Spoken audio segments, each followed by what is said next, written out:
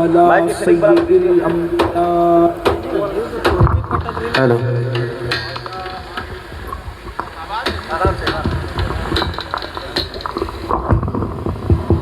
وعلى آله وأصحابه الطيبين الطاهرين أما بعد فأعوذ بالله من الشيطان الرجيم بسم الله الرحمن الرحيم يا أيها الذين آمنوا قوا أنفسكم وأهليكم نارا وقودها الناس والحجارة صدق الله العظيم غوث اعظم بمن بے سر و ساما مدد قبلِ دین مدد کعبہ ایمان مدد انتظار کرم تست من عینی رائے خدا جویو خدا بینو خدا دا مدد بگیردہ بے بلا افتادہ کشتی ضعیفان و شکستہ رات و پشتی بحق کے خواجہ عثمان ہارون مدد کن مدد کن مدد کن یا معین الدین چشتی۔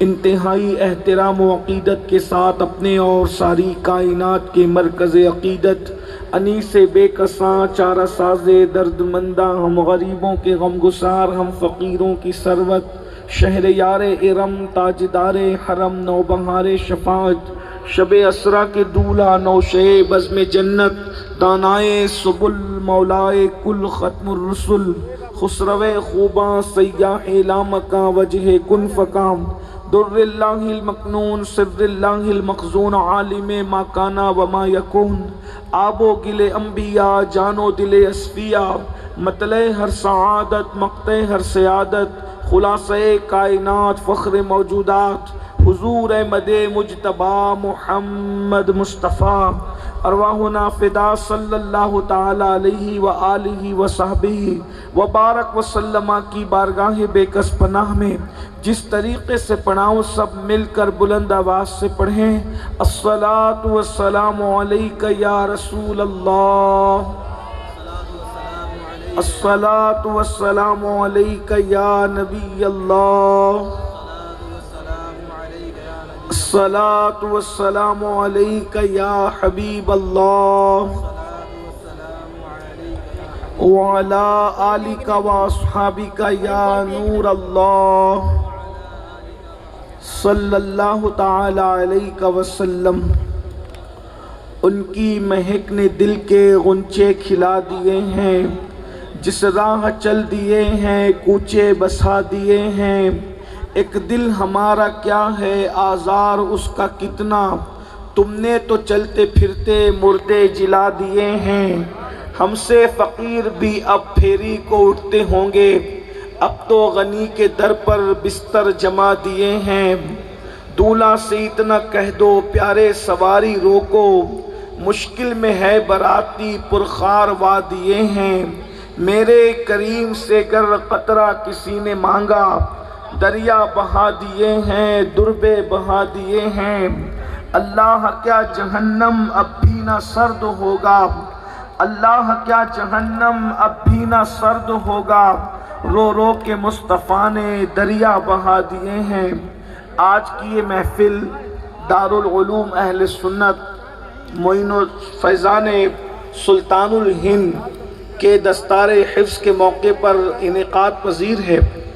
میں اپنی طرف سے اور آپ سب کی جانب سے دارالعلوم کے جملہ منتظمین کو، اساتذہ کو اور طلباء کو اور ان کے سرپرستوں کو ہدیہ تبریک پیش کرتا ہوں اور دعا کرتا ہوں کہ اللہ تبارک و تعالی منتظمین کی، اساتذہ کی محنتوں کو قبول فرمائے، اور جب تک چاند سورج نکلتے اور ڈوبتے رہیں اللہ تبارک و تعالی ہمارے تمام اداروں کو، ہمارے مدارس مکاتب اور جہاں سے بھی علمی اور دینی خدمات ہو رہی ہے، اللہ رب العزت سب کو سلامت رکھے، دین 11ویں رات 12ویں ترقی عطا فرمائے۔ بہت دیر سے آپ حضرات بیٹھے ہوئے ہیں، آپ نے بہت بڑے بڑے مقررین، خطبہ، دانشوروں کو، ان کے ملفوظات کو، شعراء کے کلام کو سنا ہے۔ بہت دیر تک اب میں کوئی گفتگو کرنے کے بجائے بہت مختصر میں نے جس آیہ کریمہ کے ایک حصے کی تلاوت کی ہے، اس سے متعلق کچھ باتیں کر کے اپنی گفتگو کو بہت جلد समेटने की कोशिश करूँगा। उसकी वजह ये है कि आज जदीद दौर में, टेक्नोलॉजी के दौर में, मादियत के दौर में, और इंसान जबकि अपनी तहकीक को हर्फ आखिर समझता है, ऐसे मौके पर इंसान दीन के मामले में बहुत तरद्दुद का शिकार है। इंसान दीन के मामले में बहुत ज़्यादा शक और शुबे का शिकार है। बहुत सारे मामलात के अंदर जहां हमारे जवानों को शक है, डाउट है, और वहां वो लोग अजीब व गरीब बातें करते हैं। उनमें एक तसव्वुर जन्नत और जहन्नम का भी तसव्वुर है, और जन्नत के मुतालिक और जहन्नम के मुतालिक उनके ख्यालात ये हैं कि ये मौलवियों की बनाई हुई बातें हैं, और मौलवी लोग इसी तरीके की बातें करते हैं। जब वो जन्नत का जिक्र आता है तो कभी हुरों का जिक्र करते हैं, कभी नहरों का जिक्र करते हैं, कभी बागात का जिक्र करते हैं, और माअज़ल्लाह वो ये कहते नज़र आते हैं कि हमें सब्ज़ बाग दिखाए जाते हैं। किसी कहने वाले ने तो यहाँ तक कह दिया, सरफिरे फन की एक हद है, अजीब सरफिरापन है। कहता है कि हमको मालूम है जन्नत की हकीकत, लेकिन हमको मालूम है जन्नत की हकीकत, लेकिन दिल को बहलाने के लिए गालिब ये ख्याल अच्छा है। याद रखना, ये दिल को बहलाने की बातें नहीं है, बल्कि ये वो हकीकत है जिसका जिक्र अल्लाह ने कुरान में फरमाया है, जिसका जिक्र रसूलुल्लाह ने अहदीस में फरमाया है। जन्नत है। और एक बात याद रखना, मुस्तफ़ा जाने रहमत ने तो जन्नत को देखा है, अल्लाह के रसूल ने तो जन्नत को देखा है, और जन्नत में गए भी हैं, और जन्नत से वापस भी तशरीफ लाए हैं, और अपने आगे आगे किसी के कदमों की आहट को भी सुना है। ये एक अलग सा उन्वान है। अल्लाह का इरशाद होता है, इन्नल अबरार लफी नईम व इन्नल फुज्जार लफी जहीम, कि अल्लाह रब्बुल इज्जत ने नेकों के लिए जन्नत रखी है और अपने नाफरमानों के लिए जहन्नम रखी है। अगर इंसान जन्नत पर ईमान ले आए तो यकीनन हुसूल जन्नत के लिए ही सही वो कुछ अच्छे काम करेगा।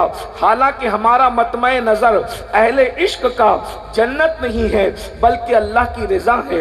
रज़ा इलाही के लिए हम करते हैं, रज़ा रसूल के लिए हम करते हैं, मगर बहरहाल और फिर उसके बाद अगर हकीकत जहन्नम को लोग उस पर ईमान ले आए और जहन्नम के अजाब को महसूस कर लें, तो इंसान कम से कम तसव्वुर सज़ा के अंदर ही अपने आप को गुनाहों से रोकने की कोशिश करें। इस आये करीमा में जिसकी मैंने तिलावत की है, उसमें अल्लाह तबारक व तआला ने ईमान वालों को दो चीज़ों का हुक्म दिया है और जहन्नम का तज़किरा फरमाया है। इरशाद होता है, या अय्युहल्लज़ीना आमनू क़ू अनफुसकुम व अहलिकुम नारा, ऐ ईमान वालों अपने आप को भी जहन्नम की आग से बचाओ और अपनी औलाद को भी जहन्नम की आग से बचाओ। वक़ूदुहन नासु वल हिजारा, जिसका ईंधन इंसान और पत्थर है। जरा गौर तो फरमाएं, अल्लाह ने दो जिम्मेदारी दी है। तुम ऐसे रास्ते पे न चलना जिस रास्ते पर चलकर तुम जहन्नम का ईंधन बन जाओ। अपने बच्चों को उस रास्ते पे चलने मत देना जिस रास्ते पर चल के तुम्हारे बच्चे जहन्नम के अजाब का शिकार हो जाएं। आप जानते हैं जहन्नम क्या है? माँ और बहनों की भी खुसूसी तवज्जो चाहता हूँ। ये जहन्नम क्या है? कुरान हदीस में जो जहन्नम का तज़किरा आया है, लोग इसको सुनकर आज हंस रहे हैं, लोग इसको सुन के मुस्कुरा रहे हैं। सुन लीजिए, जहन्नम के अजाब की हकीकत को तो कमा कहू बयान ही नहीं किया जा सकता। ये इशारे दिए गए हैं। इशारे जब इतने दर्दनाक है तो हकीकत कैसी होगी? अल्लाह अकबर। अल्लाह के सच्चे रसूल सादिक व मस्दूक मुस्तफ़ा जाने रहमत सल्लल्लाहु अलैहि वसल्लम इरशाद फरमाते हैं कि दुनिया की जो आग जलती है, इस दुनिया की आग से 70 दर्जा ज्यादा दर्दनाक अगर कोई आग है तो वो जहन्नम की आग है। एक रिवायत में आया है कि दुनिया की आग से उन 70 दर्जा ज्यादा जिस आग में हर حرارت ہے اسے جہنم کی آگ کہتے ہیں۔ فرمایا گیا 1000 سال تک جہنم کی آگ کو بھڑکایا گیا، اللہ اکبر، وہ سرخ ہو گئی، پھر 1000 سال تک بھڑکایا گیا، وہ سفید ہو گئی، پھر 1000 سال تک مزید بھڑکایا گیا، پھر وہ سیاہ ہو گئی، اب اس میں کوئی روشنی نہیں ہے۔ مجھے بتاؤ، اپنے ہاتھوں سے چولہا سلگاتے ہو، اللہ اکبر، اس کی حرارت کو، اس کی گرمی کو ہم برداشت نہیں کر سکتے۔ ہائے وہ آگ جسے 3000 سال تک قدرت نے بھڑکایا ہو، جس میں کوئی روشنی نہیں ہے، جس میں کوئی اجالا نہیں ہے، اللہ اکبر، جنہوں نے جہنم کی حقیقت کو سمجھا تھا، جو سچے دل پر سے ایمان لائے تھے رسول اللہ کے فرامین پر، وہ راتوں کو اللہ کے عذاب کو یاد کر کے رویا کرتے تھے۔ اسی پر بس نہیں، اللہ کے سچے رسول صادق و مصدوق مصطفیٰ جان رحمت صلی اللہ علیہ وآلہ وسلم ارشاد فرماتے ہیں جہنم کے متعلق، اللہ اکبر، کہ جہنم کے اندر جہنمیوں کو پینے کے لیے جو پانی دیا جائے گا، اگر اس کا ایک قطرہ سمندروں کے اندر ڈال دیا جائے تو سارے سمندروں کا پانی خراب ہو جائے، وہ استعمال کے قابل نہ رہے۔ اور جو جہنم کے اندر جہنمیوں کو کھانے کے لیے زقوم یعنی تھوڑ دیا جائے گا، اللہ اکبر، اس کی کیفیت یہ ہے، اللہ اللہ اللہ اکبر، کہ جب وہ ان کو چبائیں گے یا وہ ان کو اپنے منہ میں لیں گے تو کیفیت یہ ہوگی، ان کی آنتیں کٹ کٹ کے جو ہے وہ پیچھے کے راستے سے گرے گی۔ اور یہاں تک فرمایا جب جہنم کی آگ میں جہنمیوں کو جلایا جائے گا تو ان کا ہونٹ اوپر کا سکڑ کر کے ان کے ماتھے تک آئے گا اور نیچے کا ہونٹ ان کے سینے پر لٹک رہا ہوگا۔ اللہ کے رسول صلی اللہ علیہ وآلہ وسلم فرماتے ہیں جہنم میں سب سے کم اور ہلکا عذاب جس جہنمی کو دیا جائے گا یہ سب سے کم عذاب ہے، سب سے ہلکا عذاب ہے، تاکہ لوگ اندازہ لگا سکیں۔ اپنی ماں اور بہنوں کی خاص توجہ چاہتا ہوں، آپ کی بھی سب سے کم اور ہلکا عذاب جس جہنمی کو دیا جائے گا، تمہارے اور میرے سچے رسول فرماتے ہیں وہ یہ کہ اس کے پیروں میں آگ کی جوتیاں پہنائی جائے گی، جہنم کی آگ کی بنی ہوئی جوتیاں اس کے پیروں میں پہنائی جائے گی۔ پھر میرے آقا فرماتے ہیں اس آگ کی جوتیوں کا اس کے سر پر اثر یہ ہوگا، اس کے سر میں اس کا بھیجا ایسے کھولنے لگے گا جیسے چولہے پہ رکھی ہوئی ہانڈی کے اندر پانی کھولنے لگتا ہے، اور بھیجا کھول کھول کے اس کے پیروں پہ گر رہا ہوگا۔ اب ذرا اندازہ کریں، لکھنؤ والوں، گرد نواح سے آنے والوں، دستار بندی کی محفل میں، اصلاح معاشرہ کی محفل میں آنے والوں، ذرا تصور کرو جب سب سے ہلکے عذاب کا یہ عالم ہے تو جو سب سے بڑا عذاب ہوگا اس کا عالم کیا ہوگا۔ اور اللہ ارشاد فرما رہا ہے بچا لو اپنے آپ کو جہنم کی آگ سے، بچا لو اپنی اولاد کو جہنم کی آگ سے۔ میرے بھائیو، ہم نے جہنم سے بچنے کے لیے کیا انتظام کیا ہے؟ حضرت سیدنا کعب احبار جہنم کا ذکر کرتے ہوئے فرماتے ہیں اللہ اکبر کہ جہنم کو بیل کے ناک کے ایک سوراخ جتنا مشرق کی طرف کھولا جائے گا تو مغرب میں جتنے لوگ موجود ہوں گے ان کے سروں میں ان کا بھیجا کھولنے لگے گا۔ مشرق میں جہنم کھلے گی کتنی؟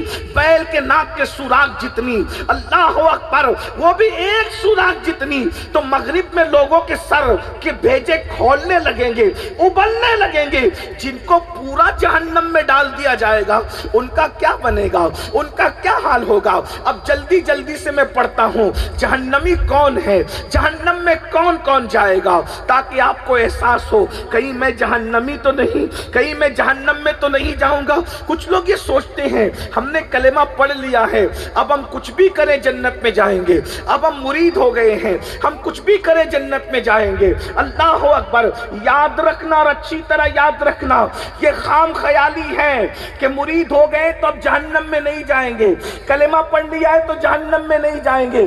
یاد رکھنا ہمارا ایمان ہے کہ ذرہ برابر بھی جس کے دل میں ایمان ہے وہ جنت میں جائے گا، لیکن یہ کس نے کہہ دیا کہ جہنم میں ڈالے بغیر جنت میں چلا جائے گا، اس لیے کہ جہنم میں جا سکتا ہے ایمان والا بھی جا سکتا ہے، بلکہ اللہ کے رسول علیہ السلام نے ارشاد فرمایا، آقا کریم صلی اللہ علیہ وآلہ وسلم فرماتے ہیں جہنم کے اندر ایک وادی ہے، اس وادی کا نام وادی حبحب ہے۔ اللہ اکبر۔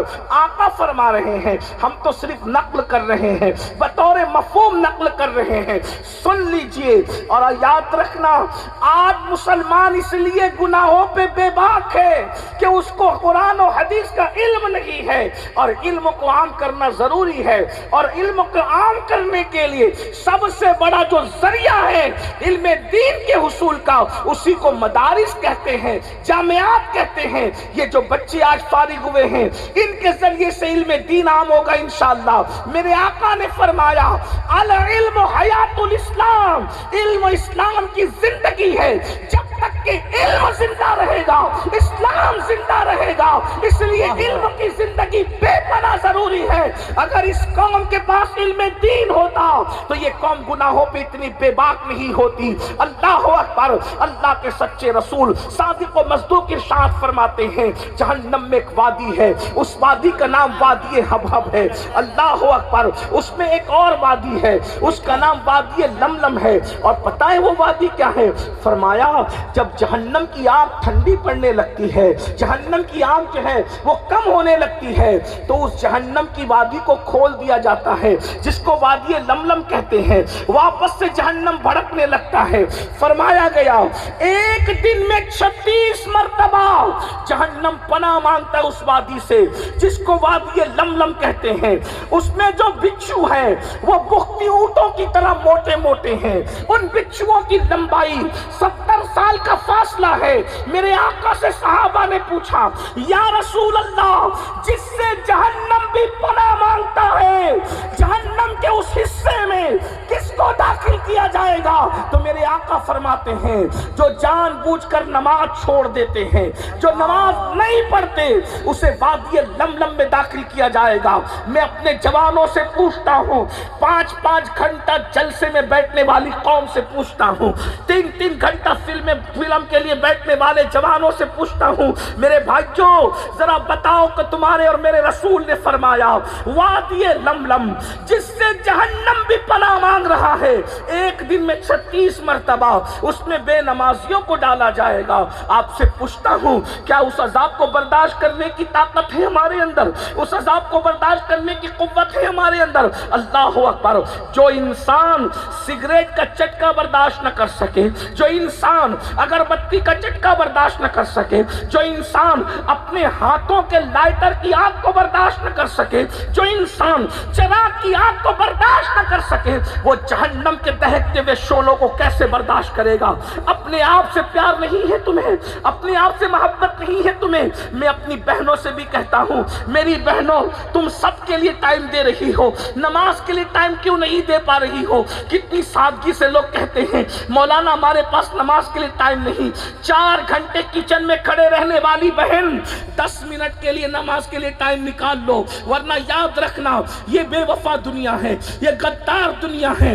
دنیا سے بڑھ کر کسی کو بے وفا نہیں دیکھا گیا۔ اللہ اکبر۔ تم کچن میں کھڑی رہ کر کھانا بنا رہی ہو، ثواب کا کام ہے، مگر یاد رکھنا جن کے لیے تم 4 گھنٹے کچن میں کھڑی ہو، تمہارے مرنے کے بعد شاید یہ مغفرت کی دعا بھی نہ کریں۔ اللہ اکبر۔ ذرا بتاؤ تو صحیح، جو لوگ تمہارے لیے مغفرت کی دعا نہ کریں، تم ان کے لیے 4 گھنٹے کچن میں کھڑی ہو، اور وہ اللہ جس نے جو وفا کا خالق ہے، وہ اللہ جو تیری قبر کو جنت کے باغوں میں سے باغ بنانے والا ہے، وہ اللہ جس نے تجھے روزی دیا ہے، وہ اللہ جس نے تجھے عزت دی ہے، وہ اللہ جس نے تجھے طاقت دی ہے، وہ اللہ جس نے تجھے قوت دی ہے، وہ اللہ جس نے تجھے اچھا مکان دیا ہے، وہ اللہ جس نے تجھے بڑی روزی سے نوازا ہے۔ ذرا بتا تو صحیح میری بہن، اس اللہ کے لیے ہم 10 منٹ کا ٹائم نہیں نکال سکتے؟ بھائیوں میں آپ سے بھی پوچھتا ہوں، جو 6 اور 10 ہزار کی نوکری دے دے ہم اس کی جی حضوری کرتے ہیں،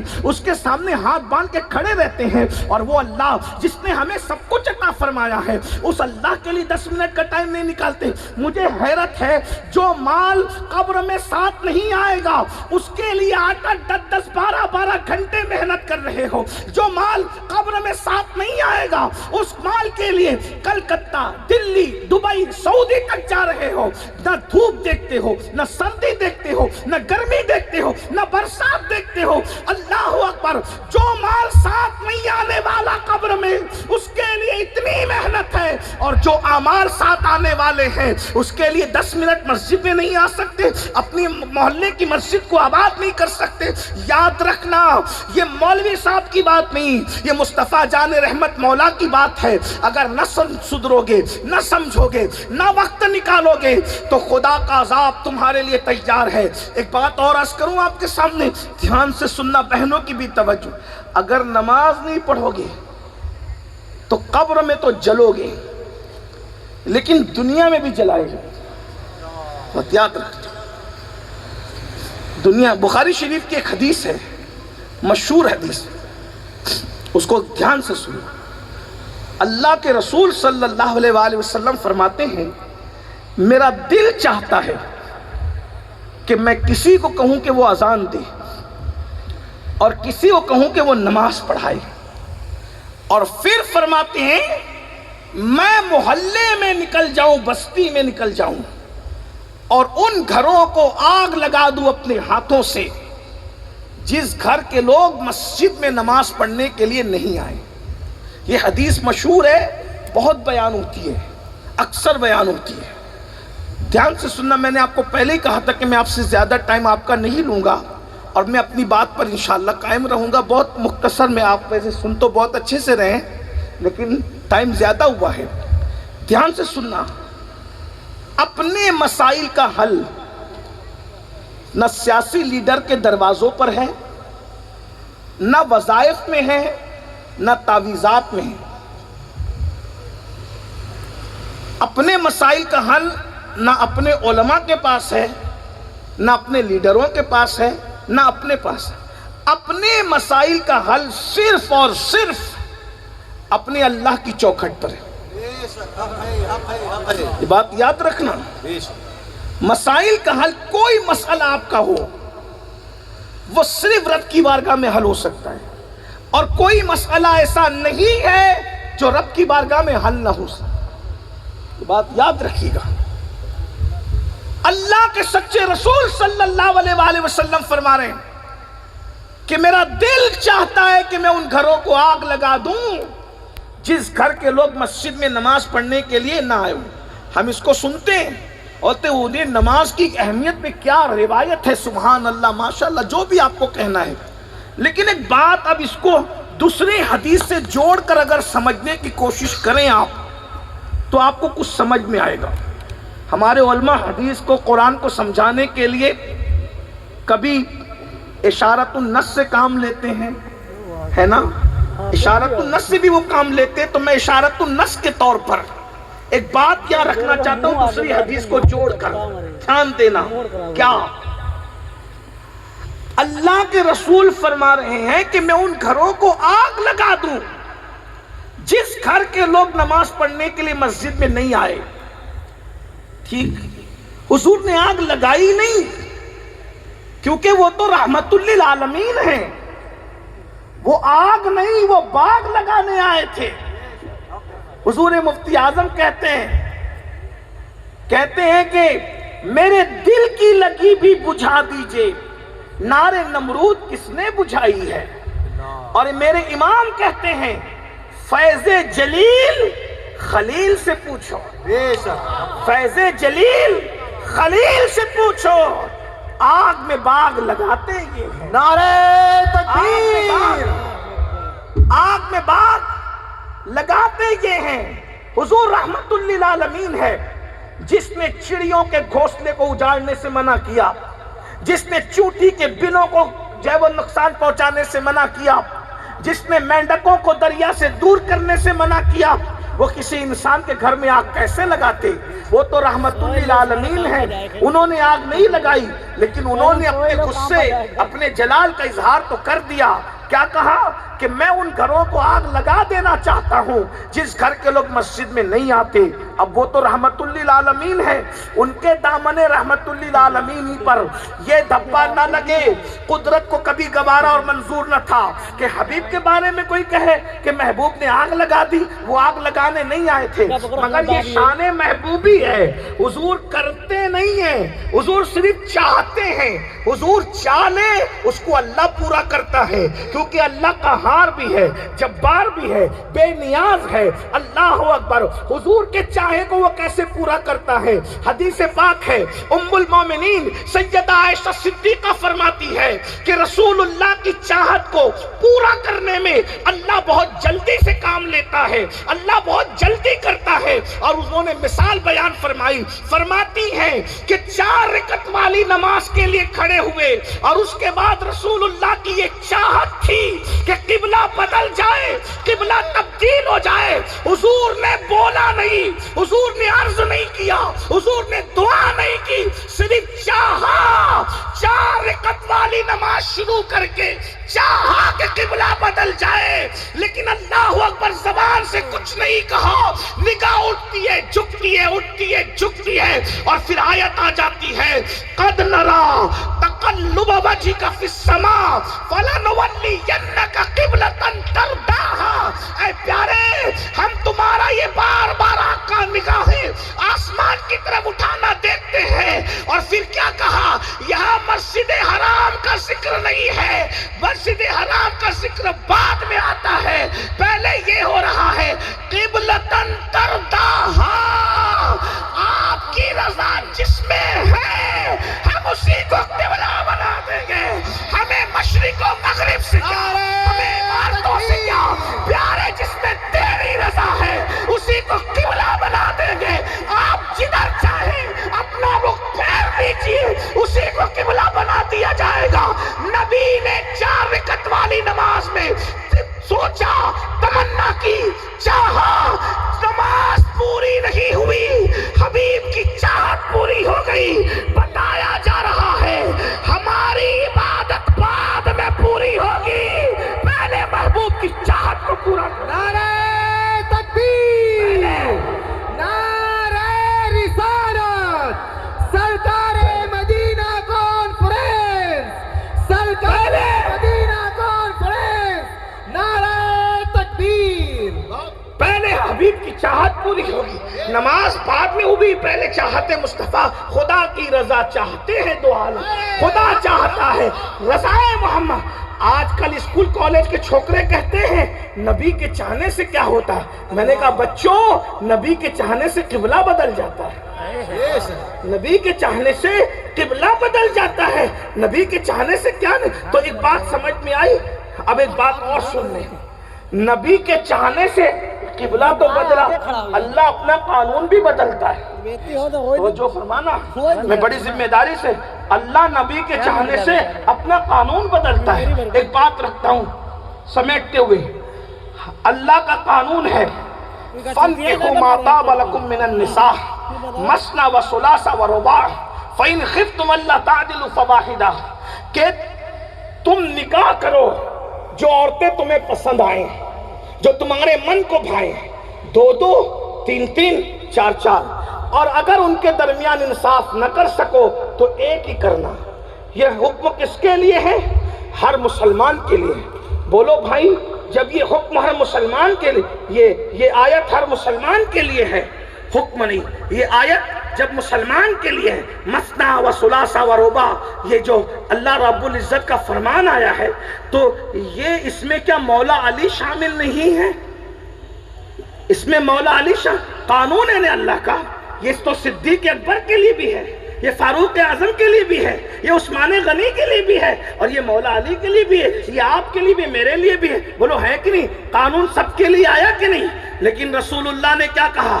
علی، جب تک فاطمہ حیات ہے تم دوسرا نکاح نہیں کر سکتے۔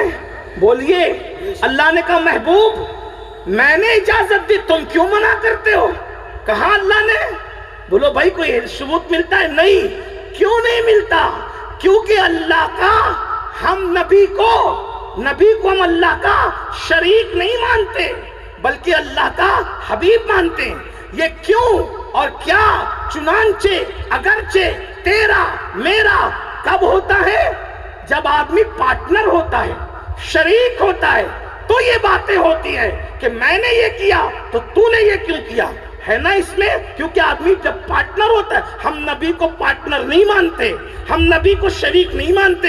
یہ ہم پہ الزام ہے کہ یہ نبی کو اتنا بڑھا دیتے ہیں کہ خدا کا شریک کر لیتے ہیں. ہم نے کہا ارے جب ہم اپنے باپ کو گھٹا بڑھا نہیں سکتے تو رسول پاک کو کیا گھٹا بڑھا سکیں گے؟ اللہ اکبر، اللہ اللہ. باپ اتنا بڑا ہے، بولو آج تک کسی نے اللہ اکبر چاہے وہ اپنی بیوی کو فہرست سے باہر کیا، وہ بیوی نہ رہی، بیوی کی فہرست سے نکل طلاق دیا تو بیوی نہ رہی، دوستوں کو کاٹ دیا وہ دوست نہ رہا، دشمن بن گیا. اسی طریقے سے اور قیاس کر لے. کیا کوئی اپنے باپ کو ختم کر سکتا ہے کہ باپ آپ کا باپ نہ رہے؟ باپ آپ کا باپ نہ رہے، آپ اس کو ختم کر سکتے ہیں؟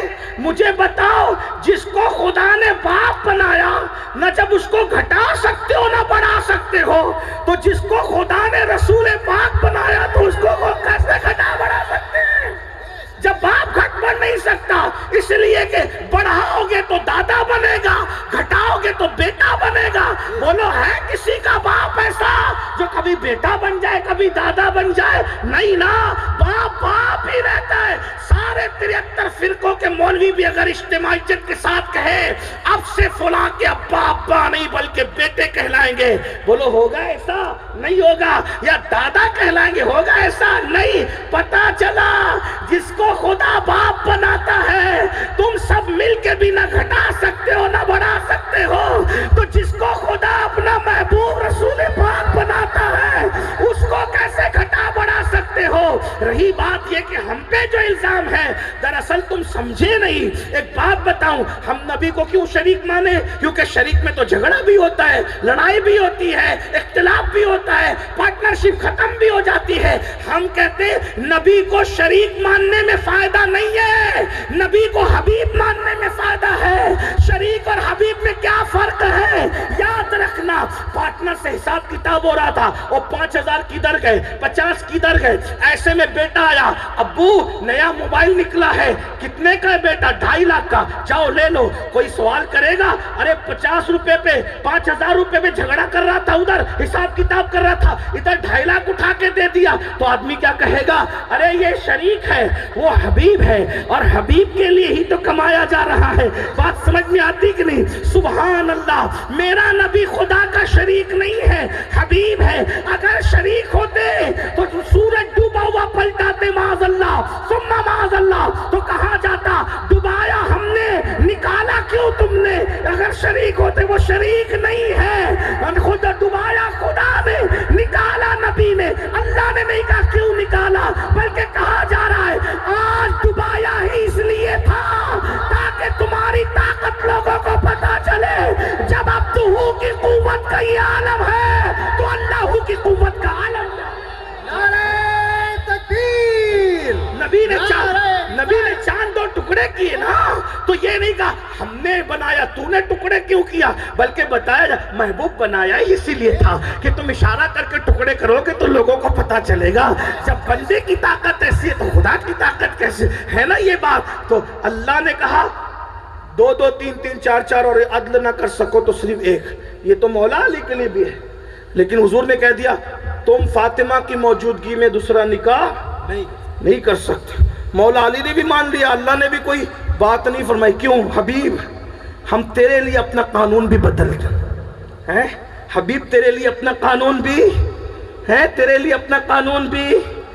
ایک اور بات بتاؤں، حضور علیہ السلام سفر میں ہیں، 4 رکعت نماز پڑھ رہے ہیں، مدینے والوں کی انتظار کا خیال ہے، 4 والی کو جلدی میں 2 پہ سلام پھیر دیں. پوچھو غوری صاحب سے، علماء سے، مفتیان کرام سے، بڑے سے بڑا مفتی، محدث، ولی، قطب، ابدال 4 والی پہ 2 پہ سلام پھیرے گا تو کیا کہا جائے گا؟ چلو اٹھو اور پھر 4 چار پڑھو، چار پڑھنی پڑے گی، قانون تمہارا نہیں چلے گا اللہ کا. لیکن یہاں محبوب نے 2 پہ سلام پھیرا جلدی میں. اللہ نے نہیں کہا اٹھو 4 پوری کرو. محبوب ہمیں 2 4 سے کیا لینا، ہمیں تو تمہاری ادائیں پیاری ہیں. ریاضت نام ہے تیری گلی، عبادت نام ہے تیری گلی میں آنے جانے کا، تصور میں تیرے رہنا ریاضت اس کو کہتے ہیں. تیری سیرت تیری صورت زمانے سے نرالی ہے، تیری ہر ادا پیارے دلیل بے مثالی ہے. محبوب نے جلدی میں 2 پہ سلام پھیرا. یہ نہیں کہا کہ 4 پوری کرو، بلکہ یہ کہا آپ نے تو جلدی میں سلام پھیر دیا، آج کے بعد اسی کو قانون بنا دیں گے کہ جو بھی شرعی سفر کرے گا 4 نہیں پڑے گا، بلکہ آپ کی ادا کے مطابق اب 2 ہی پڑے گا. اس کو جلدی نہیں بھی ہوگی تو بھی وہ 2 ہی پڑھے. دیکھ لیجئے آج سب لوگ 2 ہی پڑھ رہے ہیں سفر کے اندر. کیوں؟ حبیب نے تو جلدی میں سلام پھیرا تھا، تمہیں جلدی نہیں بھی ہے تو حبیب کی ادا کو اپنانا پڑے گا. اب بات سمجھ میں آئی؟ بہت دور نہیں جاتے، اتنی سمجھ میں آ گئی آپ کو؟ اتنی بات کہ اللہ اپنے محبوب کی چاہت کو پورا کرنے میں بہت جلدی کرتا ہے. سونا مردوں پہ حرام ہے، حضور نے چاہا تو سراقہ کے لیے اللہ نے حلال کر دیا. ریشم مردوں پہ حرام ہے، حضور نے چاہا تو عبد الرحمن ابن عوف کے لیے حلال کر دیا ہے نا. لیکن اب حضور کیا کہہ رہے ہیں؟ ام المومنین عائشہ صدیقہ پاک کہہ رہی کہ میں دیکھتی ہوں کہ اللہ محبوب کی چاہت کو پورا کرنے بہت جلدی کرتا ہے، بہت جلدی کرتا ہے. یہ چاہتے ہیں وہ پورا کر دیتا ہے. اب حضور نے چاہا، دھیان سے، حضور نے کیا چاہا؟ میں ان گھروں کو آگ لگا دوں جس گھر کے لوگ مسجد میں نماز پڑھنے کے لیے نہیں آئے. حضور نے چاہا اور اللہ نے محبوب کی چاہت پہ آگ لگا دی. انہوں نے چاہا اور آج ہم سب جل رہے ہیں. جل رہے ہو نا؟ اب کیسے جل رہے ہو تمہیں بتاتا ہوں. آگ کو محسوس کرو. بیٹے اور باپ میں نہیں بن رہی ہے، یہ آگ ہے وہی جو اللہ نے لگائی ہے محبوب کی چاہت. اللہ آگ دکھ نہیں رہی ہے، جل سب رہے ہو، کتنا بھی کماتے ہو سکون نہیں ہے، بے چین ہو. یہ آگ وہی ہے جو اللہ نے لگائی. نرم نرم گدوں پہ لیٹتے ہو، سکون کی نیند نہیں آتی، یہ آگ اللہ نے لگائی. بیٹیاں 28 سال کی، 25 سال کی، 30 سال کی، 32 سال کی، 35 سال کی ہو گئی، اچھے رشتے نہیں آ رہے ہیں، یہ اللہ کی لگائی ہوئی آگ ہے. میاں بیوی میں جم نہیں رہی ہے، یہ اللہ کی لگائی ہوئی آگ ہے. بھائی بھائی میں اتحاد نہیں ہے، یہ اللہ کی لگائی ہوئی آگ ہے. سب کچھ ہونے کے بعد بھی دلوں کو سکون نہیں ہے. کہتے ہو نا مولانا سب ہے سکون نہیں ہے، بڑی بڑی ڈگریاں لے کے پھر رہے ہو نوکری نہیں ملتی، یہ اللہ کی لگائی ہوئی آگ ہے. اللہ اکبر. گھروں کے اندر سکون نہیں ہے، یہ اللہ کی لگائی ہوئی آگ ہے. حضور نے چاہا اور اللہ نے تمہارے گھروں میں آگ لگا دی. سب جل رہے ہو لیکن تمہیں ہوش نہیں آ رہا ہے، بلکہ تمہیں خیال بھی نہیں آ رہا ہے کہ میں جل رہا ہوں. جل سب رہے ہو لیکن احساس بھی نہیں ہے. یہ بھی خدا کے عذابوں میں سے ایک عذاب ہے کہ عذاب دیا جا رہا ہے اور تم اس کو محسوس نہیں کر رہے ہو. اب ذرا محسوس کرو، اللہ تمہیں جلا رہا ہے آگ میں. نہ دکھنے والی آگ ہر ایک کے گھر میں لگی ہوئی ہے. میاں بیوی پہ شک کر رہے ہیں، بیوی شوہر پہ شک کر رہی ہے، شوہر بیوی پہ شک کر رہا ہے، ساس بہو میں نہیں جم رہی ہے، دیورانی جٹھانی میں نہیں جم رہی ہے، یعنی گھر جہنم کدا بنا ہوا ہے. یہ آگ اللہ نے لگائی ہے. اور یاد رکھنا یہ آگ تعویذات سے نہیں بجھے گی، یہ آگ وظیفوں سے نہیں بجھے گی. یہ آگ اللہ اکبر کسی کے اور جو وہ چھو منتر جادو منتر سے نہیں بجھنے والی. یہ آگ کسی کی کرامت کا تذکرہ کرو گے تو نہیں بجھے گی. ذمہ داری سے کہہ رہا ہوں، اس آگ کو بجھانے کا ایک ہی طریقہ ہے، نماز پڑھ کر مدینے والے کی آنکھوں کو ٹھنڈک پہنچاؤ، ادھر تم ٹھنڈک پہنچاؤ گے، اللہ تمہارے گھر کی جلنے والی آگ کو ختم فرما دے گا. اور اگر تم نے یہ نہیں کیا تو یہ آگ جلتی رہے گی، اس کا نقصان اٹھاتے رہو گے. دیکھا جو بے نمازی پن تمہیں دنیا میں جلا رہا ہے وہ تمہیں جہنم میں نہیں جلائے گا. اس لیے میرے بھائیو آؤ 10 منٹ کا ٹائم نکال لو نماز کے لیے، صرف 10 منٹ کا ٹائم. آج سے نمازی بننے کی کوشش کرو. اور یاد رکھنا آپ کیا سمجھتے ہو نماز کی برکت سے کیا نہیں ملتا؟ کچھ لوگ سوچتے ہیں ارے یہ مولانا لوگ ہمیں ایسے ہی کرتے ہیں. میرے بھائی اگر تم متقی بن جاؤ، نمازی بن جاؤ تو نماز کی برکت سے جب اللہ ملتا ہے تو غور کرنا کیا نہیں مل سکتا. جب خالق مل جاتا ہے تو مخلوق نہیں مل سکتی. جس نماز کی برکت سے جنت مل سکتی ہے اچھا مکان نہیں مل سکتا. اور ایک بات آپ کو بتاؤں، لوگ بہت پریشان ہیں اس چیز کو لے کر کے کہ آپ لوگ کہتے ہو کہ نیکی کرو تو سب اچھا ہوگا، سب بھلا ہوگا. نیکی سے بھلا کیسے ہو سکتا؟ ابھی جیسے میں نے کہا گناہ کرو گے تو اچھے رشتے نہیں آئیں گے، نیکی کرو گے تو اچھے رشتے آئیں گے. لڑکے بھی پریشان، لڑکیاں بھی پریشان، رشتے اچھے نہیں آ رہے تو پسند نہیں آ رہے. میں نے کہا اس میں بھی گناہ کا عمل دخل ہے. آپ کیا سمجھ رہے ہیں؟ ڈگری ہونے کے بعد نوکری نہیں، یہ بھی گناہ کی وجہ سے. گھر میں سکون نہیں، یہ بھی قرآن کہہ رہے ہیں وَمَا أَصَابَكُم مِّن مُّصِيبَةٍ فَبِمَا كَسَبَتْ أَيْدِيكُمْ، کہ تم پر جو مصیبت آتی ہے وہ تمہاری برائیوں کی وجہ سے، تمہارے عمل کی وجہ سے. ابھی 4-5 گھنٹے سے علماء کرام کہہ رہے ہیں آپ بیٹھے ہوئے ہیں، کتنے لوگ ہیں جو عشاء پڑھ کر آئیں اور کتنے جو جا کے عشاء پڑھیں گے یا فجر پڑھیں گے. نماز کو بہت ہلکے میں لیا جا رہا ہے. آج میں معاف کیجئے گا، میں بہت دکھی ہوں اس پر. اور میں تو اگر لوگوں کے مجھے جو ہے وہ معاذ اللہ بوریت کا خوف نہ ہوتا تو میں پوری زندگی نماز پر ہی گفتگو کرتا. کیونکہ قرآن میں اللہ نے کم و بیش 700 مرتبہ نماز کا حکم دیا، اور اللہ کے رسول نے فرمایا کہ جس نے جان بوجھ کے نماز چھوڑ دی وہ اللہ کی امان سے خارج ہو جاتا ہے، اللہ کی امان سے باہر ہو جاتا ہے. حضور فرما رہے ہیں، اور فرمایا میں محمد اس سے بیزار ہوں، قیامت کے دن اس کے ساتھ میرا کوئی وعدہ نہیں ہے. کہاں ہو بھائی؟ اگر تم جنت لینے حضور کے پاس جاؤ گے، حضور کہہ دے کہ کیا تو نے میرا فرمان نہیں سنا تھا کہ جس نے جان بوجھ کے نماز چھوڑ دی اس کے ساتھ میرا قیامت کے دن کوئی وعدہ نہیں. آج جا تیرے ساتھ کوئی وعدہ نہیں، کیا کرو گے؟ مسجدوں کی طرف آؤ، نماز کی طرف آؤ. ہر بندہ چاہ رہا ہے میرے بچے سدھر جائیں. میں کہتا ہوں آسان ہے، اپنے بچوں کو نمازی بناؤ. نمازی بنانا آپ کا کام ہے. نماز میں وہ تاثیر ہے کہ نماز کی برکت سے انسان کی زندگی خود بخود بدلنے لگتی ہے. قرآن کہتا ہے ان الصلاۃ تنہی عن الفحشاء والمنکر، کہ نماز ہر برائی اور بے حیائی سے روک لیتی ہے. بس میں اپنی 2 باتیں مختصر میں کہہ کے ختم کر رہا ہوں، دھیان دینا.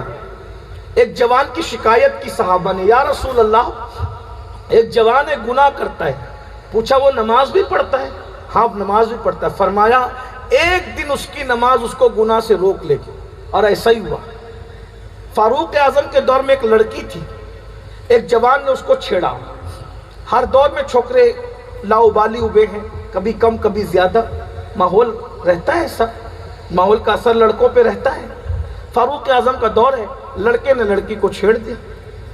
اور جب چھیڑا تو کہا آپ سے مجھے محبت ہو گئی. لڑکی نے کہا محبت ہو گئی تو میں کیا کروں؟ تو کہا شادی کر لیتے ہیں.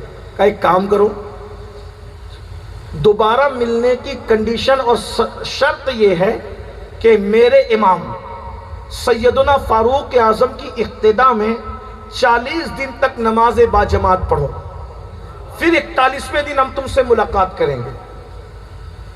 یہ کنڈیشن تھی دوبارہ ملنے کی. مرتا کیا نہ کرتا، محبت میں جب ڈوب ہی گیا تھا تو سب کرنا تھا. آج کل کے لڑکے نہیں کرتے ہیں.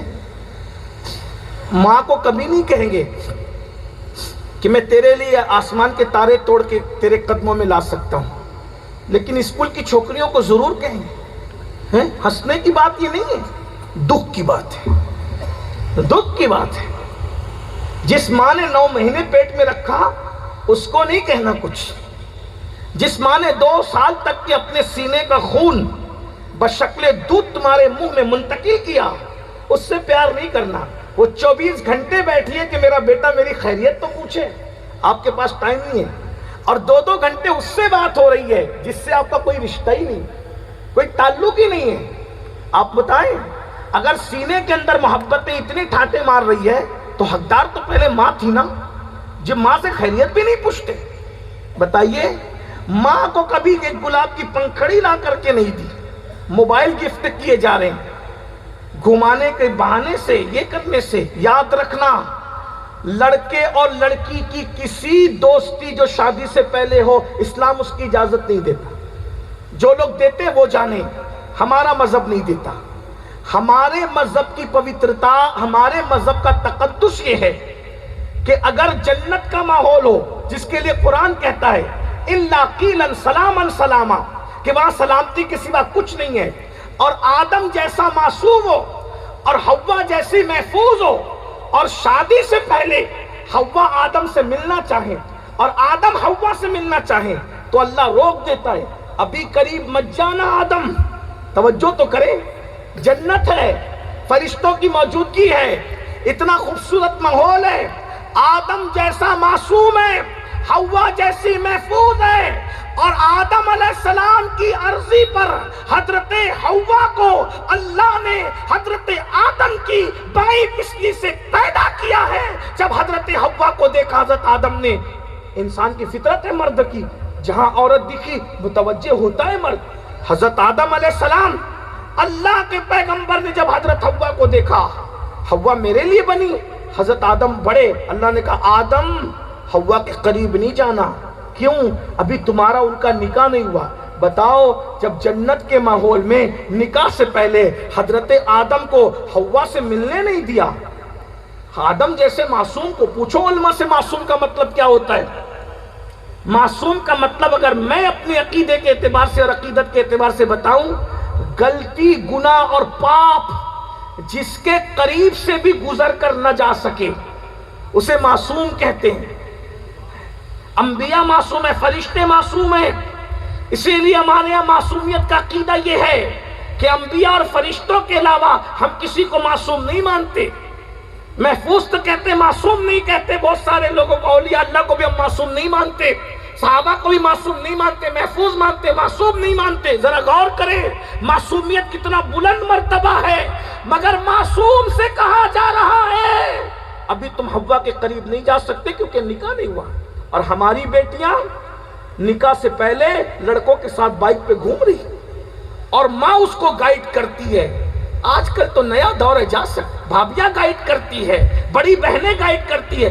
اللہ اکبر، منگیتر کے ساتھ بھی اسلام، منگیتر کے ساتھ بھی اسلام اس لڑکی کو گھومنے پھرنے اور اکیلے رہنے کی اجازت نہیں دیتا۔ جیسا عام لڑکا اجنبی ہے ویسے اس کا منگیتر بھی اجنبی ہے۔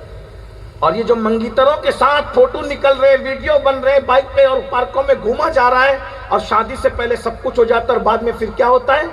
بولے کہ اب تو یہ سمجھ میں نہیں آتی، ساری دنیا دیکھ چکی کہ اس کے ساتھ بائک پہ گھوم رہی تھی، جب شادی سے پہلے ہی چھوڑ دیا، اب اس کو اچھے رشتے نہیں آ سکتے۔ کیوں؟ آگ لگی، یہ ایسی آگ لگی کیونکہ تم نے شریعت رسول کو پیٹ کے پیچھے ڈالا۔ میرے بھائیوں، اور میں قوم کی بیٹیوں سے بھی کہتا ہوں، اے قوم کی بیٹی، اگر تجھے کوئی کہتا ہے کہ میں تیرے لیے آسمان کے تارے توڑ کے تیرے قدموں میں لا دوں گا تو میری ہو جا، اس ظالم کی بات پہ کبھی بھروسہ مت کرنا۔ کیوں؟ جو اپنی ماں کو پیار نہیں دے سکتا وہ تجھے کیا پیار دے گا؟ یہ تو نفسانی خواہشات کا شکار ہے، یہ تو شیطان بن کے تیرے پاس آ رہا ہے، یہ تو بھورا بن کے تیرے پاس ایسے ہی آ رہا ہے جیسے کوئی پھول کے پاس بھورا جاتا ہے اور اس کے رس کو چوس لیتا ہے، دوبارہ اس پہ توجہ نہیں کرتا۔ اتنی بھولی نہ بنو قوم کی بیٹیاں، اپنے گھروں میں رہو، پردے میں رہو، کسی کے ساتھ اسلام ناجائز تعلقات قائم کرنے کی اجازت نہیں دیتا۔ اور ماں باپ سے بھی کہتا ہوں، اگر بیٹیوں کو بھاگنے سے بچانا ہے اور بیٹیوں کی آبرو کو تحفظ فراہم کرنا ہے تو یاد رکھیے اپنی بیٹیوں کو پردے کا پابند کیجیے۔ قرآن کہتا ہے وَقَرْنَا فِي بُيُوتِكُنَّا، گھروں میں بیٹھی رہو۔ اللہ اکبر، کیا گھروں میں بیٹھنے کا تصور تھا؟ جب تک عورت گھر میں رہے گی اس کی عزت کی حفاظت ہوگی، جس دن عورت بے پردہ ہو گئی اب اس کی عزت کی کوئی گارنٹی نہیں ہے۔ ام المومنین سیدہ سودا کے پاس کچھ مدینہ منورہ کی عورتیں آئیں اور آنے کے بعد کہتی امی جان ہم لوگ عمرہ کے لیے جا رہے ہیں، آپ نبی کی بیوی ہو، آپ ہمارے ساتھ عمرہ کو چلیے تاکہ ہم آپ کے ساتھ عمرہ کریں تو ہمارا عمرہ مقبول ہو، برکتیں ملے۔ ام المومنین حضرت سودا نے کہا کیا کہا؟ ذرا غور سے سنو۔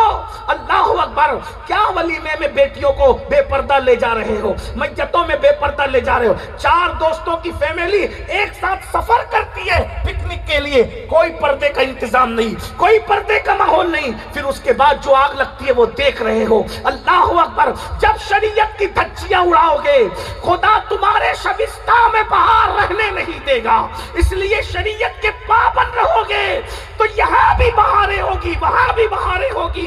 قرآن کہتا ہے وَلِمَنْ خَافَ مَقَامَ رَبِّهِ جَنَّتَانِ، جو اللہ کی بارگاہ میں کھڑے ہونے سے ڈر گیا یعنی گناہ سے بچ گیا، اللہ اسے 2 جنتیں عطا کرے گا۔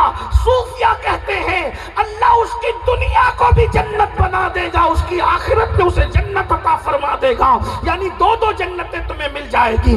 ایک 2 جنت کا تو وہ کہ اللہ جنت میں 2 جنتیں عطا کرے گا، اور ایک یہ کہ دنیا بھی جنت بن جائے گی، آخرت میں بھی جنت عطا کی جائے گی۔ خدا کے لیے شریعت کی حدوں کو مت پھلانگو۔ اللہ اکبر۔ میرے آقا نے فرمایا اگر مریم جیسی خاتون ہو اور داؤد جیسا مرد ہو اور دونوں ایک ساتھ اکیلے رہنا چاہیں تو میں مریم جیسی عورت کو داؤد جیسے معصوم کے ساتھ اکیلے رہنے کی اجازت نہیں دے سکتا۔ میرے بھائیو بتاؤ، آج بچیاں اکیلے پکنک پہ جا رہی ہے، اکیلے کسی اجنبی کی بائک پہ بیٹھ کے جا رہی ہے، فون پہ لمبی لمبی باتیں کر رہی ہے، ماں باپ روکنے کو تیار نہیں ہے۔ آج یہ وہ کیا تقدس کا ماحول تھا۔ ام المومنین حضرت سودا کو جب نفلی عمرہ کی دعوت دی گئی تو ام المومنین نے کہا بیٹیو تم جاؤ عمرہ کرنا، تمہیں مبارک ہو، میں نے جانے کائنات روح کائنات جان ایمان محمد الرسول اللہ کے ساتھ حج بھی کیا، عمرہ بھی کیا، میں حج بھی کر چکی ہوں، عمرہ بھی کر چکی ہوں۔ اب قرآن مجھے کہتا ہے وَقَرْنَا فی بیوتکن، اپنے گھروں میں بیٹھی رہو۔ نفلی عمرہ سے مجھے زیادہ افضل لگتا ہے کہ اپنی عزت اور آبرو بچا کر کے میں گھر میں بیٹھی رہوں، میں گھر کے باہر نہیں نکلوں گی یہاں تک کہ مجھے موت آ جائے اور میرا جنازہ میرے گھر کے باہر نکالا جائے۔ ذرا غور کرنا، وہ اپنی آبرو کے تحفظ کے لیے نفلی عمرہ کے لیے سفر نہیں کر رہی ہے، اور آج کل کی بیٹیاں فلموں میں تک جا رہی ہے، گارڈنوں میں تک جا رہی ہے، اجنبی مردوں کے ساتھ تک نکل رہی ہے۔ خدا کے لیے اپنے گھروں کا جائزہ لو، خیال کرو۔ اللہ اکبر۔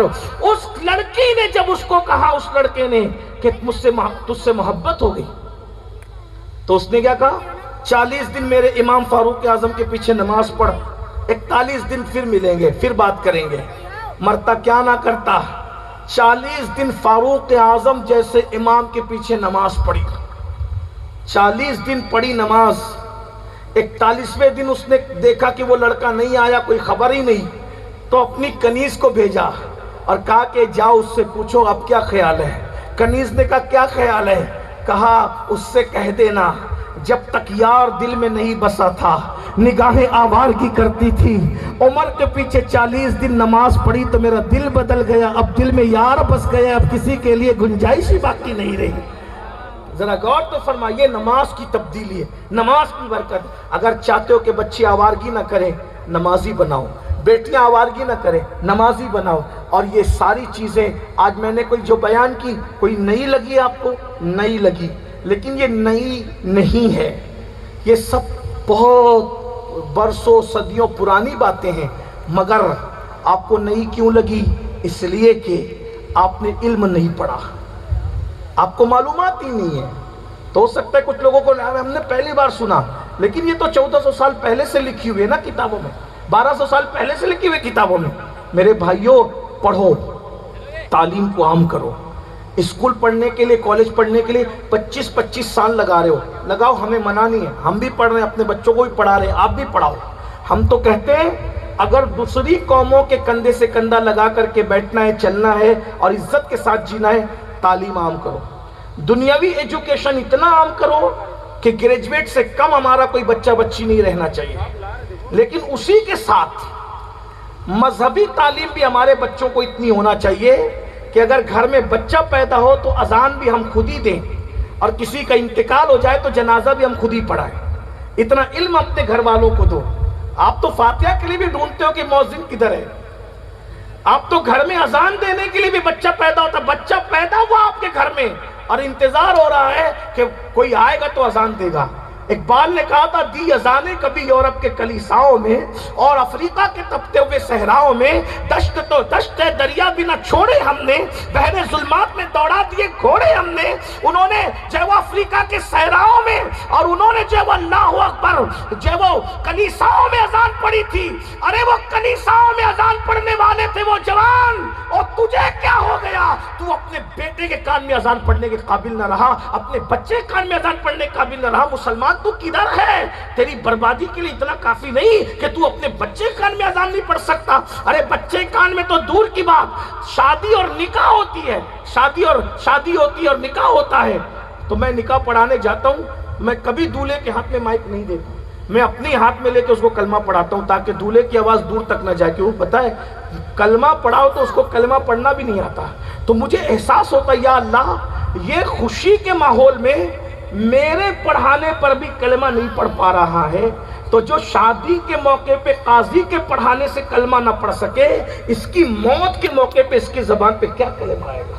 اور یہ کیا کلمہ پڑھے گا مرد جو شادی کی خوشی میں قاضی کے پڑھانے پہ صحیح کلمہ نہیں پڑھ سکتا، وہ موت کے اضطراب میں کیا کلمہ پڑھ سکے گا؟ اس کا فکر کون کرے گا؟ تمہیں کرنا ہوگا۔ یہ جلسے ہنسانے کے لیے نہیں، یہ جلسے رلانے کے لیے، یہ جلسے تمہیں خوش فہمی میں مبتلا کرنے کے لیے نہیں، یہ جلسے تمہیں بیدار کرنے کے لیے، احتساب کے لیے ہے۔ آج وہ انگریزی تعلیم بھی عام ہو، لیکن انگریزی تعلیم اپنی تہذیب کے سانچے میں ڈھال کر کے حاصل کرو۔ ہمارے مہاریرا کے سرکاروں نے، مرشدوں نے اعلان کیا، آدھی روٹی کھانا پڑے تو آدھی روٹی کھاؤ، مگر اپنے بچوں کو پڑھاؤ۔ یہ کہتے ہو کہ تعلیم بہت مہنگی ہو گئی اس لیے نہیں پڑھا رہے ہیں، تو کیوں بھائی وہ ریچارج مہنگا نہیں ہوا، شکر مہنگی نہیں ہوئی، دال مہنگی نہیں ہوئی، جوتے مہنگے نہیں ہوئے، موبائل مہنگا نہیں ہوا، گھر کا کرایہ مہنگا نہیں ہوا، سلنڈر مہنگا نہیں ہوا، راکل مہنگا نہیں، ارے سب تو مہنگا ہوا۔ تم نے کون سی چیز خریدنا چھوڑ دی؟ کپڑے مہنگے ہونے پہ کپڑے بنانا چھوڑ دیے، جوتے مہنگے ہونے پہ جوتے خریدنا چھوڑ دیا، ریچارج مہنگا ہونے پر تم نے موبائل میں ریچارج کرنا چھوڑ دیا۔ سب مہنگا جب اس کا مقابلہ کر رہے ہو تو تعلیم مہنگی ہوگی تو کون سی بڑی بات ہو گئی؟ جب ہر مہنگی چیز سے مقابلہ کر رہے ہو تو تعلیم مہنگی ہوگی تو بھی اپنے بچوں کو پڑھاؤ۔ 2 روٹی کی بجائے 1 روٹی کھاؤ، 12 گھنٹے محنت کرو، 8 گھنٹے کی بجائے 12 گھنٹے، 12 کی بجائے 14 16 گھنٹے محنت کرو۔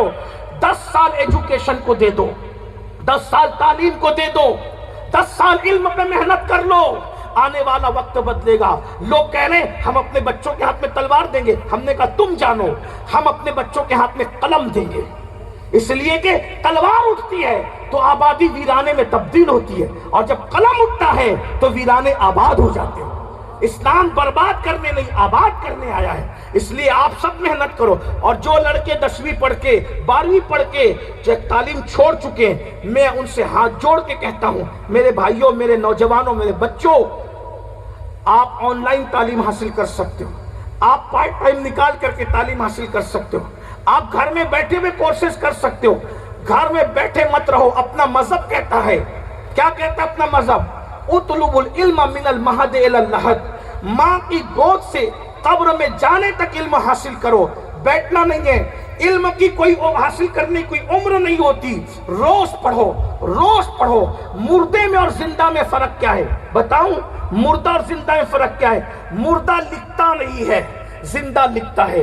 جس کے ہاتھ میں قلم ہے وہ زندہ ہے، جس کے ہاتھ میں قلم نہیں ہے وہ مردہ ہے۔ یہ صرف میں نہیں کہہ رہا ہوں، ہندوستان کا بادشاہ بہادر شاہ ظفر نے ایک غزل لکھی تھی، خوبصورت غزل، اس نے اس فلسفے کو بیان۔ دیکھو بادشاہ کتنا پڑھا لکھا تھا، اور تمہیں عقل نہیں آ رہی وہ بادشاہ اتنا پڑھا لکھا تھا کیا فکر پیش کرتا ہے۔ بادشاہ کہتا ہے اللہ اکبر، آندھیاں غم کی چلیں گی تو سنور جاؤں گا، آندھیاں غم کی چلیں گی تو سنور جاؤں گا، اور تیری زلفیں نہیں ہوں کہ میں بکھر جاؤں گا۔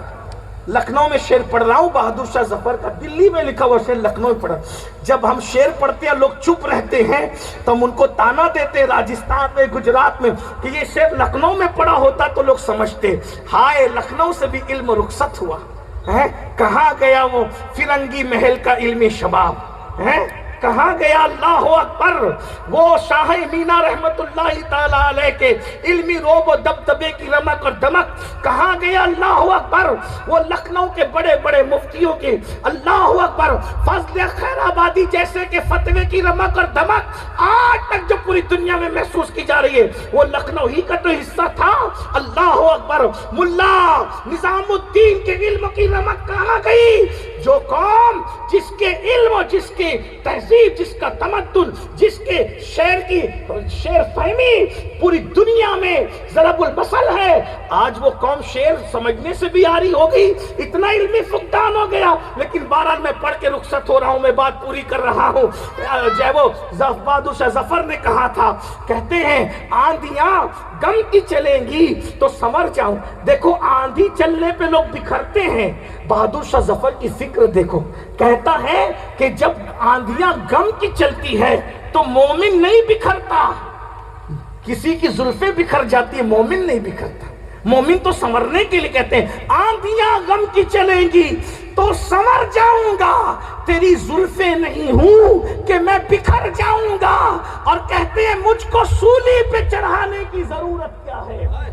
بہادر شاہ ظفر کہہ رہے مجھ کو سولی پہ چڑھانے کی ضرورت کیا ہے؟ میرے ہاتھوں سے قلم چھین لو مر جاؤں گا، میرے ہاتھوں سے قلم چھین لو۔ پتہ چلا موبائل لے کے جینے والوں، موبائل میں زندگی نہیں ہے، زندگی تو قلم میں ہے، زندگی تو کتاب میں ہے، زندگی تو ایجوکیشن میں ہے۔ اٹھو، ایک حوصلے کے ساتھ اٹھو، خود بھی پڑھو، بچوں کو بھی پڑھاؤ۔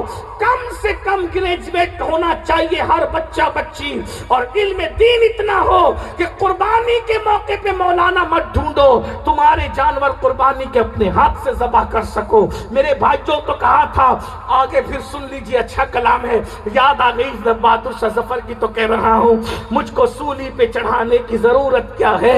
میرے ہاتھوں سے قلم چھین لو مر جاؤں گا، تجھ سے بچھڑا تو یہ نہ پوچھ کدھر جاؤں گا، تجھ سے بچھڑا تو یہ نہ پوچھ کدھر جاؤں گا، اور میں تو دریا ہوں سمندر میں اتر جاؤں گا، اور میں ظفر ہوں مجھے کوئی مٹا سکتا ہی نہیں، میں ظفر ہوں مجھے کوئی مٹا سکتا ہی نہیں۔ ارے میں تو شاعر ہوں، کتابوں میں بکھر جاؤں گا، میں تو شاعر ہوں۔ پتہ چلا جو قوم علم کے ذریعے سے زندہ رہتی ہے اسے کوئی مار نہیں سکتا۔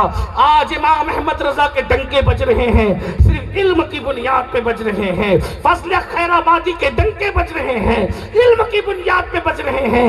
امام بخاری کا ذکر آج بھی اگر محفلوں میں لیا جاتا ہے، علمی خدمات کی بنیاد پر امام کشیری کا نام لیا جاتا ہے، رسالہ کشیریہ کی بنیاد پہ غریب نواز کا نام لیا جاتا ہے، علمی خدمات کی بنیاد پہ۔ میرے بھائی جو آؤ علم کی طرف، اس جلسے سے علم کا پیغام لے کر کے جاؤ۔ اور ایک بات یہ بھی کہہ دوں، باپ کے ایصال ثواب پر لوگوں کو کھانا کھلانے سے اس وقت زیادہ ضرورت یہ ہو گیا ہے کہ بچوں کو قلم دے دو، بچوں کو کتاب۔ کھانا کھلانے کا منکر نہیں ہوں، بالکل کھلاؤ، لیکن یاد رکھنا ہر دور کی ضرورتیں جدا ہوتی ہے، ہر دور کی جو وہ اہمیتیں الگ الگ ہوتی ہے۔ لوگ کہتے ہیں اگر قلم دیں گے تو کیا ہوگا؟ میں نے کہا ہمارے مرشد سرکار مخدوم اشرف جہانگیر سمنانی نے اس کی اہمیت کو بتایا۔ ان کے ملفوظات ہیں لطائف اشرفی، اس میں وہ ایک قرآن کی آیت کی تفسیر بیان کرتے ہیں، تفسیر صوفیانہ، کیونکہ قرآن کی ایک ایک آیت کی 70 ہزار تفسیریں ہیں نا، تو کہتے ہیں کہ سورۃ النبا کی آخری آیت ہے وَيَقُولُ الْكَافِرُ يَا لَيْتَنِي كُنْتُ تُرَابًا۔ غور کرنا، لوگ کہتے ہیں مدرسے میں کیوں دے، تعلیم پہ کیوں خرچہ کرے؟ میں نے کہا کیوں کرے وہ سمجھو۔ لوگ یہ چاہتے ہیں، ایک بار آپ کو بتاؤں، ہمارے یہاں کچھ ہمارے ہی لیڈر لوگ چاہتے ہیں کہ ہماری قوم نہ پڑھے۔ لیڈر سے مراد کون؟ صرف سیاسی لیڈر نہیں، کچھ مذہبی لیڈر بھی چاہتے ہیں کہ قوم نہ پڑھے۔ وجہ کہ جب تک قوم نہیں پڑھے گی تو ان کی دکانداریاں چلتی رہے گی، قوم بیوقوف تبھی تک بنتی رہے گی۔ پیروں کو سجدہ کون کرے گا؟ جاہل ہوگا تو کرے گا نا، عالم ہوگا تو اس نے کب پیر کو سجدہ کرنا ہے؟ عالم ہوگا تو وہ کہے گا میں تو رسول اللہ کو بھی سجدہ کرنے کو حرام سمجھتا ہوں، عالم کہے گا۔ سن لیجئے، اس لیے کہ اس کو پتا ہے کہ نبی کی محبت بھی حدود شرع میں ہو تو کام دیتی ہے، اور شریعت کی حدیں توڑ دو تو نبی کی محبت بھی کام نہیں دیتی، پھر وہ غیر المغضوب کے ساتھ جو ہے وہ اس کا مصداق بنا دیتی۔ اور عیسائیوں کو غیر المغضوب کیوں کہا گیا؟ مغضوب ان کو کیوں کہا گیا؟ اس لیے کہ نبی کی محبت میں نبی کو خدا کا بیٹا کہہ دیا۔ کام آئی محبت؟ جب نبی کی محبت بھی حدود شرع میں رہنا چاہیے تو یہ کون کرے گا؟ پڑھا لکھا گئے۔ دیکھ لیجئے، جاہل اپنے پیر کو تک سجدہ کرتا ہے، جاہل مزار کو تک سجدہ کرتا ہے، لیکن عالم نبی کے جلووں کو دیکھ کے کہتا ہے پیش نظر وہ نوبہار، سجدے کو دل ہے بے قرار، اور عشق تو کہہ رہا ہے کہ سجدہ کرو مگر نہ روکیے، سر کو روکیے، ہاں یہی امتحان ہے۔ یہ عالم کی بولی ہے۔ تو سیاسی لیڈر بھی بات چاہتے ہیں کہ ان کی دکان چلتی رہے تاکہ تم نہ پڑھو، بعض مذہبی لیڈر بھی چاہتے ہیں کہ تم نہ پڑھو، لیکن یاد رکھنا ہم کسی لیڈر کے متبع نہیں ہیں پابند، ہم تو اپنے نبی کے فرمان کے تابع ہیں۔ پڑھو، خوب پڑھو، علم کو عام کرو۔ ہمارے مرشد مخدوم اشرف جہانگیر سمنانی رضی اللہ تعالیٰ، میں صرف نقل کر رہا ہوں ناقل کی حیثیت سے، فرماتے ہیں کہ یہ قرآن کی آیت ہے نا، عرض کر دوں نا، میں تو بات تقریر میری ختم ہو گئی ہے، تو میں صرف مدارس پہ آپ کو توجہ دینے کے لیے کہہ رہا ہوں، علم پہ توجہ دینے کے لیے کہہ رہا ہوں۔ مرشد کہتے ہیں قرآن کی آیت ہے وَيَقُولُ الْكَافِرُ يَا لَيْتَنِي كُنْتُ تُرَابًا، کیا اس دن قیامت کے دن کافر کہیں گے یا لیتنی کنتُ تراب، کاش کہ ہم مٹی ہو، تراب کہتے ہیں مٹی کو، کاش کہ ہم کیا ہو جاتے، مٹی ہو جاتے۔ ہم کیا ہو جاتے؟ بولے بھائی کیا ہو جاتے؟ لکھنؤ والوں کیا ہو جاتے؟ مٹی ہو جاتے۔ دلی اور لکھنؤ میں یہی فرق ہے، دلی والے مٹی کہتے ہیں، لکھنؤ والے مٹی کہتے ہیں۔ اب کیا کہتے ہیں مجھے نہیں پتا، لیکن بہرحال ہم نے جو کتابیں پڑھا وہ ایسا ہی پڑھا ہے کہ دلی والے مٹی کہتے ہیں، آپ مٹی کہتے ہیں، اس لیے ہم مٹی کہہ رہے ہیں، اور گھر پہ بھی ہم مٹی کہتے ہیں، اس لیے کہ زیادہ فصیح لوگ کہتے ہیں یہی ہے۔ بہرحال سنیے، توجہ ہے آپ کی۔ کافر کیا تمنا کریں گے؟ کاش ہم تراب ہو جاتے، مٹی ہو جاتے۔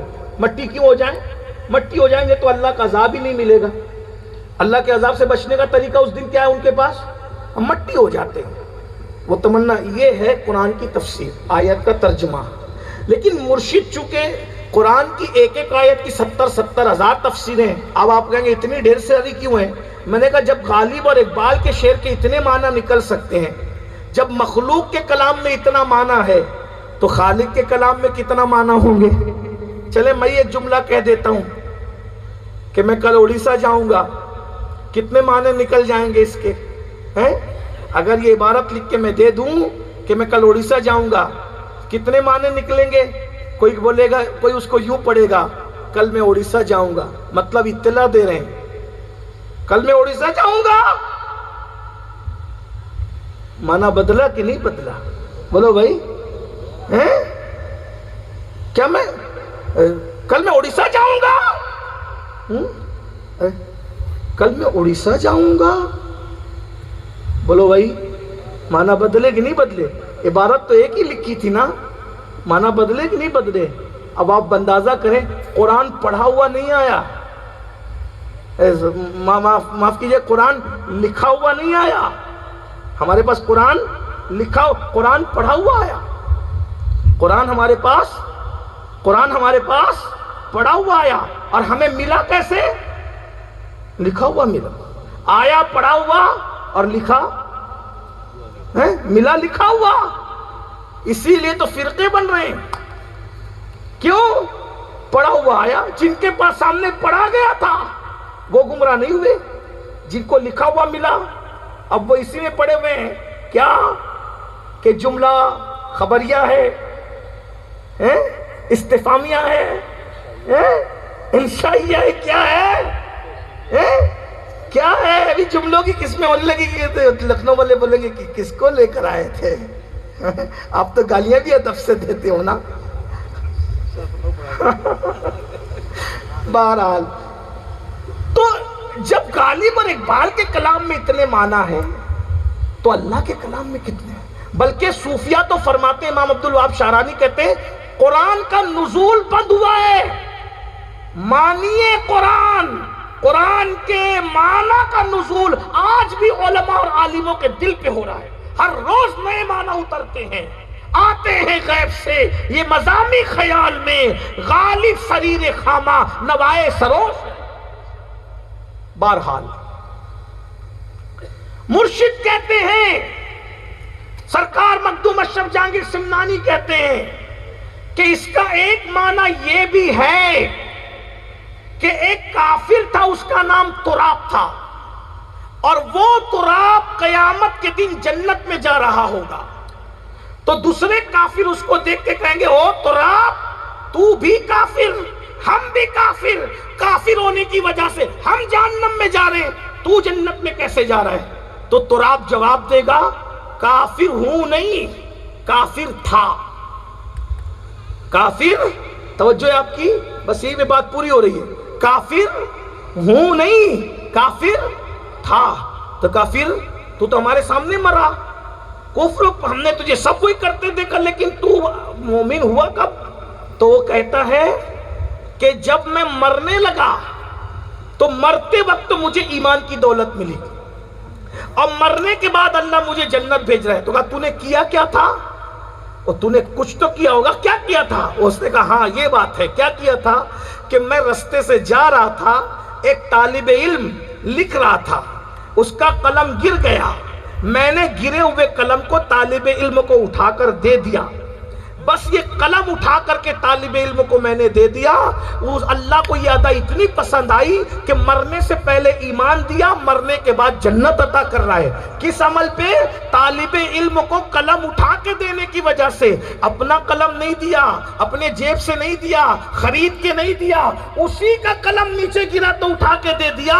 تو مرنے سے پہلے ایمان اور مرنے کے بعد جنت۔ تو جو خرید کر کے دے گا اللہ اس کو کیا عطا کرے گا؟ جو اپنے پاس سے قلم دے گا اللہ اس کو کیا عطا کرے گا؟ جو کسی کی پڑھائی کو اپنے ذمے پہ لے لے گا اللہ اس کو کیا عطا کرے گا؟ لے لیجئے نا، جب تک بچہ حافظ نہیں بنے خرچہ میں دوں گا، عالم نہیں بنے خرچہ میں دوں گا، ڈاکٹر نہیں بنے پورا خرچہ میں اٹھاؤں گا، انجینئر نہیں بنے پورا خرچہ۔